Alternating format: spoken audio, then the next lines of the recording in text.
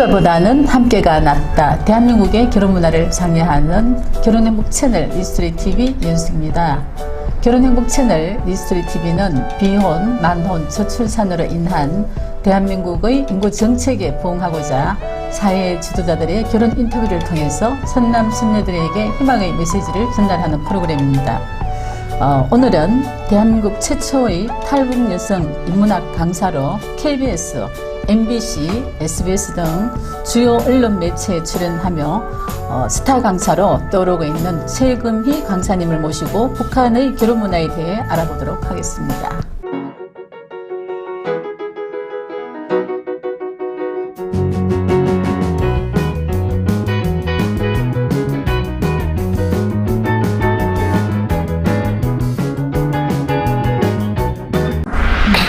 안녕하세요. 반갑습니다. 최금희 강사님. 반갑습니다. 오늘 너무 이렇게 옷이 또 블링블링하네요. 신경을 좀 쓰느라 했는데. 네. 귀한 시간 내주셔서 감사드립니다. 네. 최금희 강사님은 지금 현재 인문학 강사로서 또 브런치 작가로서 다양한 활동을 하고 계시죠, 그죠? 네. 그리고 제가 알기로 2001년도에 중국으로 탈북을 해서 또 몽골을 경유해서 2007년도에 한국에 들어오셨죠. 오셔서 러시아 또 문학을 또 전공을 하시고, 그런데 이제 북한에서 아버지가 과학자이시고, 또 어머니가 수학과 의사죠. 네. 그런 대단한 그 엘리트 집안인데 어떻게 해서 이렇게 탈북을 하시는지 우리 또 시청자들이 굉장히 그 연유가 궁금합니다. 네. 대표님께서 저에 대해서 많은 연구를 하고 오셔가지고 네. 너무 네, 감사드립니다. 네, 네. 네, 안녕하십니까. 최금희 강사입니다. 네, 다들 뭐 북한에서 왔다고 하면 여러 질문을 받곤 하는데 오늘 이 자리는 굉장히 특별한 것 같아요. 네. 결혼 문화에 대한 주제로서는 처음 자리를 잡은 것 같아요. 이런 네, 경우는. 네. 네. 그래서 저희는 어머님이 수학과 전문이셨고 아버님이 학자셨는데 왜 탈북을 했냐라는 질문을 가장 많이 받거든요. 그렇죠. 네. 네. 그래서 북한 사회의 좀 어떤 전체적인 배경을 먼저 말씀드려야 될 것 같아요. 시청자분들에게. 네, 네. 네, 북한은 전체주의 국가죠. 하나의 네. 거대한 병영 국가이기도 하고요. 그래서 소위 사회주의 이데올로기 이념 자체가 요람에서 무덤까지 복지입니다. 사실은. 그런데 그 복지가 네. 제대로 이루어지지 않는 예, 곳이기도 예. 하죠. 네. 그래서 어머니가 의사든 내 아버지가 뭐 탄광의 노동자든 상관없이 똑같은 배급과 급여를 받습니다. 뭐 전문직과 일반직의 급여 차이는 조금 되나 네. 배급은 다 똑같습니다. 가령 예를 든다면 네. 성인 1일 기준 700g의 식량을 배급을 받거든요. 그런데 거기에서 조금 뭐 탄광이 좀 어렵다, 힘든 노동을 하는 분들, 그리고 용광로, 어려운 일을 하잖아요. 에너지를 많이 써야 되는 그런 분들은 900 정도. 요 정도의 미세한 차이가 있지. 네. 전체적으로 보통 거의 보편적으로는 700g의 식량을 받고 1인 소금 몇 그램, 간장 몇 그램 이렇게 매월 급여와 배급을 받는 시스템인데 그 배급 시스템이 90년대 중후반에 붕괴되는 상황이 오죠. 그때 수많은 아사자들이 생기고 많은 사람들이 살기 위해서 두만강을 넘고 압록강을 넘으면서 탈북 러시아가 시작이 됐을 예. 때 저도 거기에 합류한 것뿐이죠. 그래서 탈북할 때 12끼를 꼬박 굶으면서 두만강을 네. 넘었습니다. 네, 감사합니다. 최금희 강사님 결혼하셨죠? 네, 결혼해서 이제는 20년이 넘어가고 네. 있어요. 제가 결혼에 관한 그 스토리를 브런치 글에서 읽었습니다. 네. 읽었는데. 부끄러워.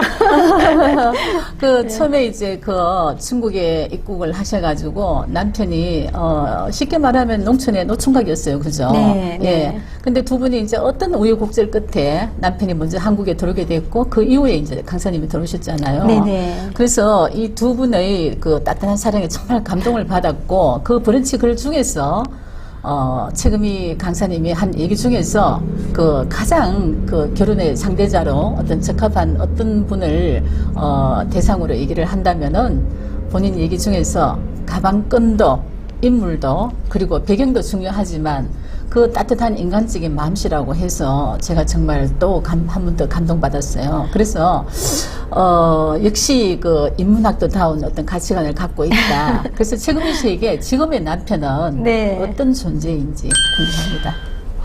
굉장히 저희 부부는 아직까지도 뜨겁습니다.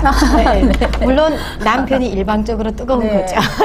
저는 만족이 안 되고요, 아, 사실은. 그래요? 네. 네. 세상에 어떻게 100% 배우자가 있을까라는 생각을 20년 동안 결혼 생활을 하면서 끊임없이 스스로에게도 반문을 하고 살아오지만 저는 두만강을 넘었을 때 넘자마자 이틀 뒤에 남편을 만났어요. 지금의 남편분을. 네. 그런데 그때 뭐 동네 처녀들하고 같이 강을 넘었는데 오니까 다 인신매매로 팔려가는 상황이었습니다. 그런데 저는 탈북할 때 연애를 한 번도 안 했고요. 선도 한 번도 보지 않은 아가씨였었거든요. 그래서 나는 말도 안 된다. 그래가지고 나는 못한다. 나 도로 쌀 줬어. 난 쌀 한 배낭 주면 도로 강 건너 갈 깁니다. 이렇게 했어요.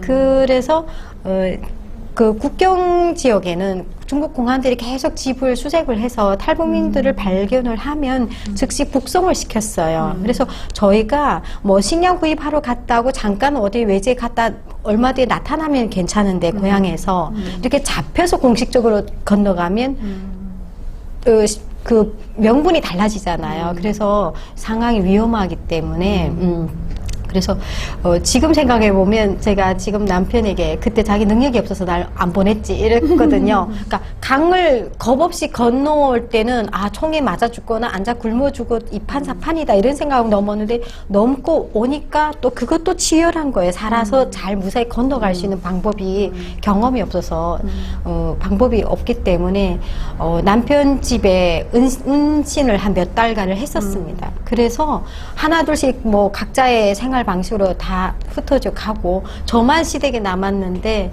그냥 우리 남편이 어느 날 제가 매일 우니까 쌀 한 배낭만 주세요. 난 도로 강까지 무사히 데려다 주세요. 그 가는 어간에 검문 초소가 많아요. 톨게이트들마다 중국 공안이 중국말을 시켰을 때 말을 떠듬거리면 바로 잡아가는 거예요. 그러니까 그래서 거의 피해서 경찰의 눈을 피해서 겨우 도시까지 시댁에 운둔을 했는데 저는 그 집에서 몇 달을 숨어 지내면서 시어머니가 창고로 밥을 날라줬어요. 예. 그러면서 남편이 그냥 나랑 살자. 그래서 선택의 여지가 없었던 것 같아요. 그래서 울며 겨자 먹기로 같이 살았는데 한 3개월을 살아보니까 어느 날 이 분이 저보고 난 지난 3개월이 인생에서 가장 행복했었다 하더라고요. 너무 불쌍하잖아요. 너무 애처롭잖아요. 그래서 저희 둘 다 붙들고 울었어요. 안고. 어느 날 밤에. 난 집에 갈 건데 가는 방법도 모르겠고 남편도 그 선도 모르고 그래서 그냥 그렇게 살았던 것 같아요. 근데 살면서 이 사람이 나를 대하는 뜨거운 마음들, 진심들 알아가면서 서로 정이 들었던 것 같아요. 그리고 나중에는 그 연민 때문에 선뜻 이렇게 다시 갈 수가 없는 상황이 되어서 결국 이렇게 발목에 잡혀서 20년째 네, 한 침실을 쓰고 사는 네. 사이가 되었습니다. 아니 연민이 사랑으로 그죠? 네, 아직도 저는 사랑이라는 표현을 네. 잘 안 씁니다. 그냥 이렇게 살고 있어요. 저는 근데 얘기 듣고 네. 나니까 제가 마음이 울컥하네요. 아우 예. 진짜.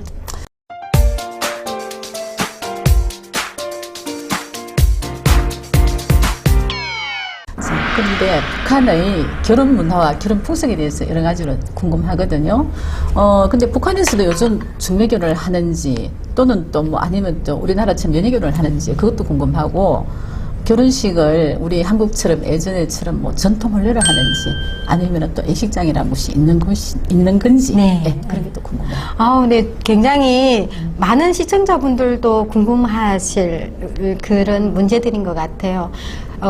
과거에 제가 올해 47세거든요. 네, 그런데 저희 어머니 아버님도 지금 올해 85세고 그런데 적어도 저희 연령대 저희 언니 오빠 시대까지는 중매 결혼이 주로 했었는데 최근에 북한 사회가 배급이 붕괴되면서 시장 경제화로 가는 과정 속에서 사람들이 이제는 결혼 가치관이 변하고 중매보다는 연애를 선호하고 또 뭐 그 사람의 인물이나 어떤 배경보다는 일단 머니가 중요하게 우선시되는 네. 과거에는 결혼 배우자 하면 저희 언니 오빠는 다 중매로 결혼을 네. 했습니다.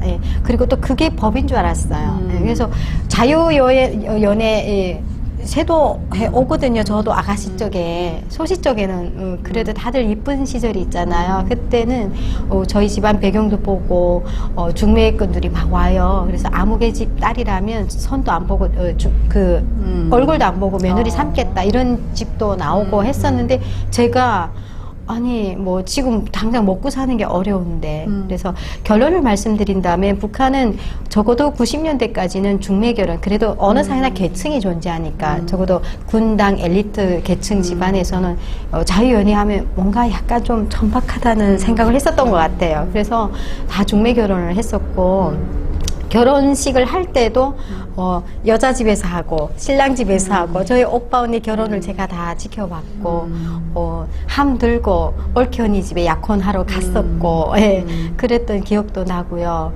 그런데 직장 생활을 하다가 탈북을 했는데, 직장 생활 해보다 보니까 노동계급들, 좀 일반인들은 자유연애도 많이 하더라고요. 그래서 저는 그게 좀 문화가 좀 저한테도 충격이었었던 것 같아요. 그래서 계층마다 좀 결혼 문화와 가치관이 좀 다르지 않을까 이런 생각이 듭니다. 네. 얘기 들어보니까 북한도 지금 한국하고 분위기가 좀 비슷한, 거의 그죠? 비슷해 흐름으로 가고 있네요. 있어요. 지어 연상 연하 커플도 생기고. 그래요? 네, 그 배경을, 결혼의 배경을 money를 더 중시하겠다. 아까 잠깐 그 얘기도 없고, 북한도 네. 약간 자본주의물이 많이 들었다, 그런 생각이 드네요. 네. 네. 저희 때만 해도 적어도 2000년 전까지는 결혼 배우자 하면 남자는 일단은 제대군인이어야 되고 당원이어야 되고 대학 졸업하면 1등 신랑감이었습니다. 네. 그런데 지금은 대학 안 다녀도 되고 군 안 갔다 와도 되고 무조건 돈이 많은 남자, 연령, 연상, 연하도 따지지 않고 많이 달라지고 있고요. 자유연애도 활발하게 한다고 들었어요. 네. 그래서 너무 충격이었던 것 그렇네요. 같아요. 저도 얼추 알았습니다. 혹시 그 북한에도 요즘 이혼하는 부부들이 있는지 그것도 궁금하고, 그리고 이혼을 하게 되면은 뭐 어떤 이유로 이혼하는지, 또 위자료도 주는지, 뭐 여러 가지 이런 것들이 궁금하네요. 네, 북한에도 엄연하게 따지면 법적으로 삼권 분립이 존재해 있습니다. 그렇지만 이혼을 하려면 법원 가야 되고 검사, 변호사가 필요하잖아요. 그래서 근데 북한의 일반 주민들은, 제가 여기 와서 3만 명 넘게 탈북민들이 정착해 있거든요. 많은 탈북민을 만나면 북한이 뭐 법원이 존재하는지, 재판이 필요한지조차도 잘 모르는 분들이 많더라고요. 일생에 그런 경험을 할 기회가 적었다는 거죠. 그런데 북한은 모든 재판 이런 것들이 형식이에요.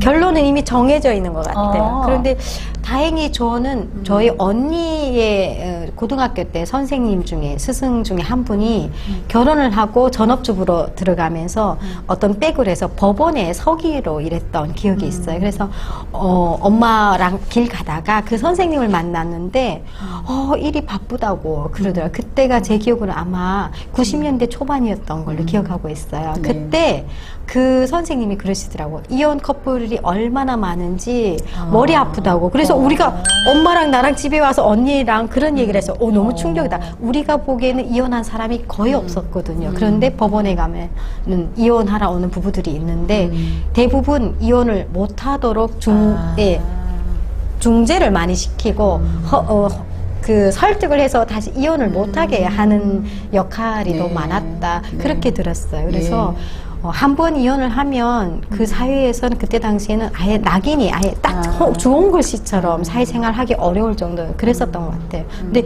지금은요, 법원 허락도 없이 혼인신고도 안 하고 동거해 살고 결혼해 살고 이혼도 지 마음대로 하고 있다고 들었습니다. 최근에 탈북한 동료들한테 들었거든요. 그래서 북한의 결혼관념, 문화 자체가 완전히 바뀌고 있음을 알고 있었죠. 네, 그러네요. 알 수 있죠. 그럼 혹시 그 한국에 요즘 보면은 나이 들어서 이혼하는 부부들도 많거든요. 네네. 자식들이 다 성장하고 난 뒤에. 네. 북한도 그런 경우가 있나요? 저는 한 번도 항원 이혼을 하는 분을 본 적은 없어서 네. 이 부분은 어떻게 딱 이렇게 정의를 내릴 수가 없네요. 네. 한번 나중에 관련자를 네. 한번 찾아보고 싶어요. 저도. 네. 네, 알겠습니다. 북한의 그 출산율 궁금하거든요. 그래서 우리나라처럼 뭐 저출산 현상이 있는지 그 가까운 중국에 같은 경우에 지난번에 한번 인터뷰를 해보니까 중국도 지금 출산율도 떨어지고 결혼 적령기도 늦어지고 있다고 하더라고요. 북한도 네. 혹시 뭐 그렇나요, 현재?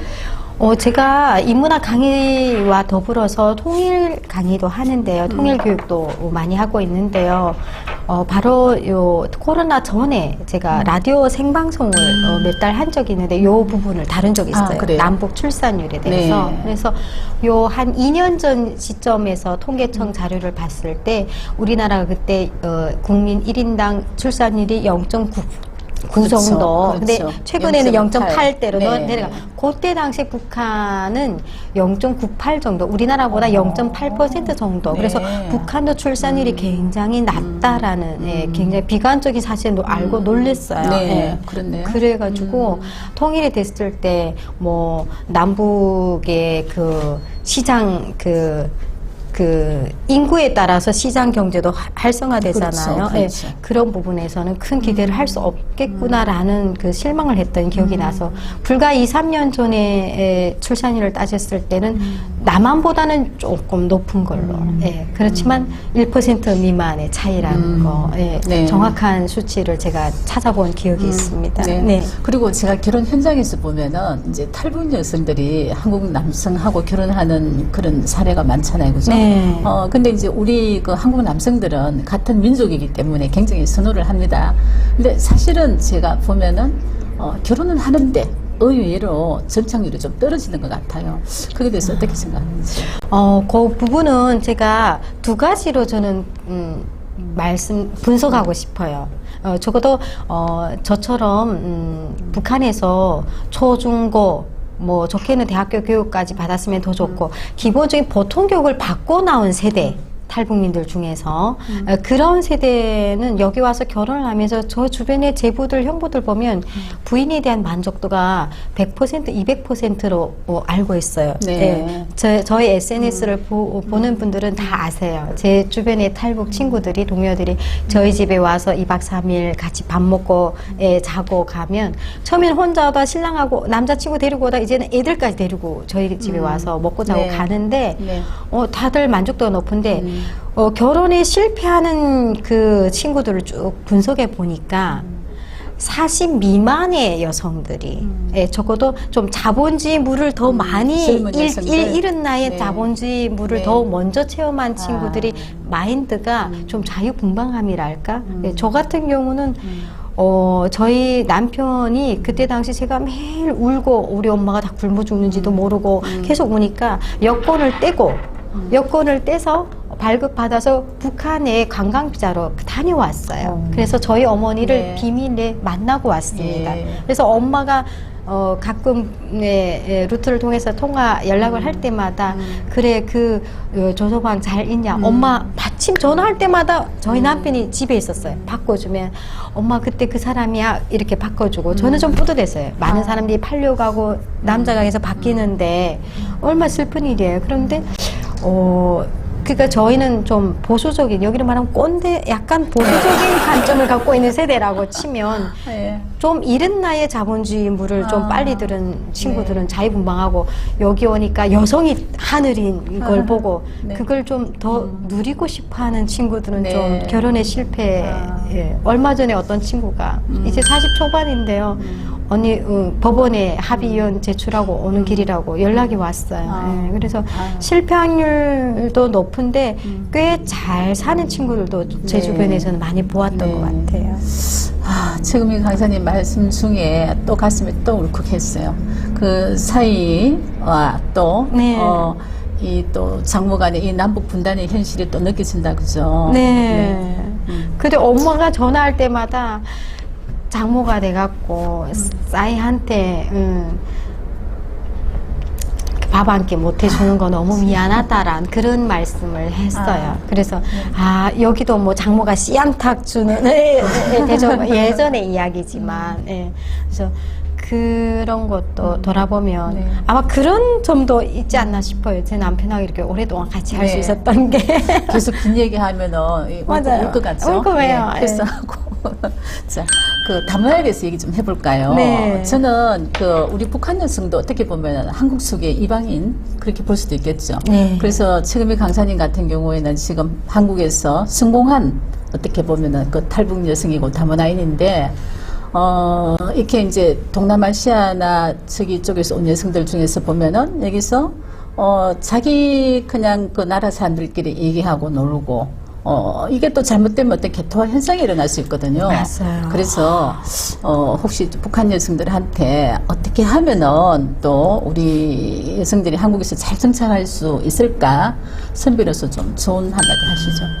너무 대표님께서 결혼 전문가답게 예리한 질문을 하시는 것 같아요. 저도 주변에 탈북 동료들에게는 애헴할 수 있잖아요. 이제 20년 넘게 한 사람하고 결혼을 잘 유지하고 있기 때문에 제가 조언을 한다면 보통 주변에 두 가지 부류가 있더라고요.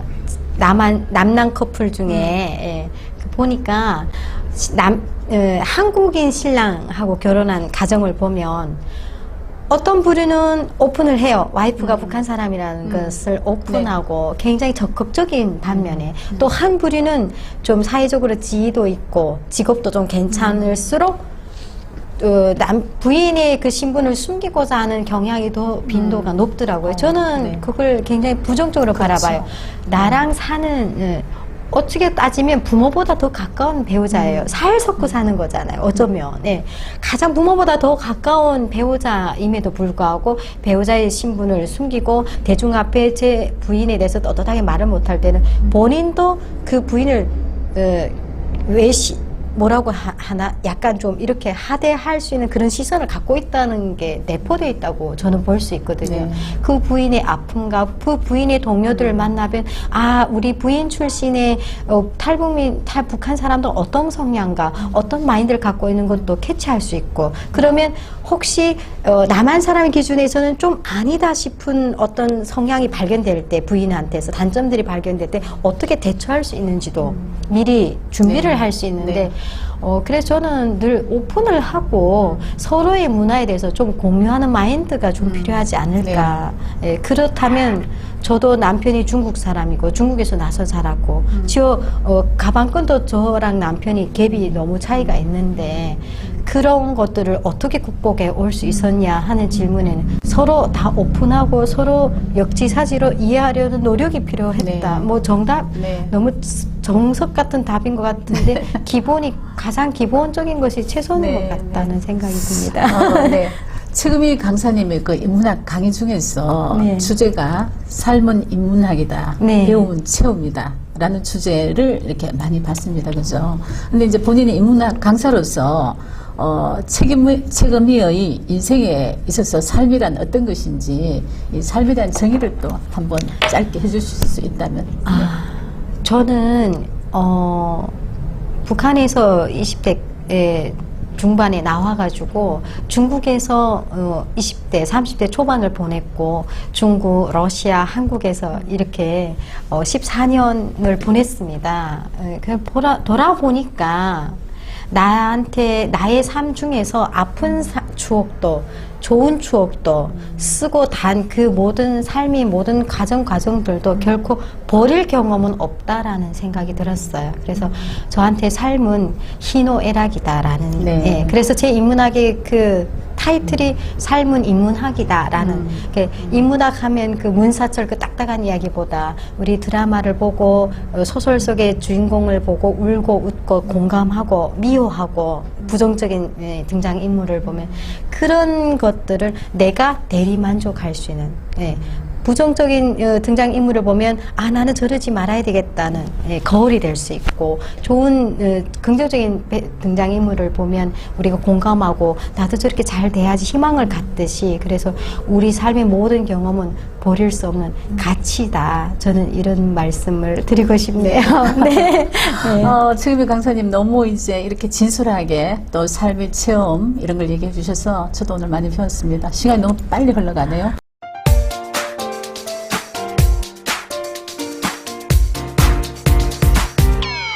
네. 마지막 질문입니다. 네. 앞으로 최금희 강사님의 꿈과 희망. 예. 저는 꿈이라는 것은 꼭 거창하지 않아도 된다고 생각합니다. 35세 남한에 와서 다시 대학 1학년부터 대학원까지 쭉 다니고 37에 저는 모스크바로 유학을 갔어요. 그래서 어떤 뭐 최금이 하면 뭐 강의를 많이 한다, 텔레비에 많이 나온다, 돈을 많이 번다 이것보다는 내가 이 사회 구성원들과 어떻게 잡음이 없이 잘 의사소통이 되느냐가 그게 정착을 잘하는 것이라고 생각하거든요. 아까 대표님께서 저희 어떤 사투리가 나올 때 바로 말씀해 주시듯이 이런 많은 사소한 부분부터 해서 점점 이렇게 서로가 공유를 잘 할 수 있는 그런 시점이 정착을 잘하는 것이고 제 꿈은 꼭 그런 과정들을 좀 더 다듬어서 남한 사회에서 좀 더 원활하게 소통을 잘 해갈 수 있는 그런 삶이 저는 꿈이라고 생각하고요. 굳이 목표라고 생각한다면, 뭐 버킷리스트라고 생각한다면 이제 남은 하나의 과제는 글을 계속 잘 써서 최금희의 어떤 삶이 묻어나는 자전적 소설을 하나 완성하는 거고요. 그리고 아무래도 러시아어, 중국어 통번역을 하는 전공자답게 번역 작품을 2가지를 하고 완성하고 싶고 개인적인 바람입니다. 네. 최금희 고맙습니다. 그 강사님의 꿈과 희망이 꼭 이루어지기를 빌겠습니다. 네, 맞습니다. 톨스토이의 소설 부활의 매력에 빠진 한문학 소녀가 대한민국 최초의 탈북 여성 1호 인문학 강사가 되었습니다. 삶은 비움과 체험의 연속이다. 꿈을 세팅하라. 내 삶은 인문학이다. 라고 강의를 통해 자신을 끊임없이 성장시키고 또 도전하는 최금희 강사님을 진심으로 응원합니다. 감사합니다. 지금까지 리스트리TV 윤숙입니다. 네, 감사합니다. 인문학 강사 최금희였습니다. 고맙습니다.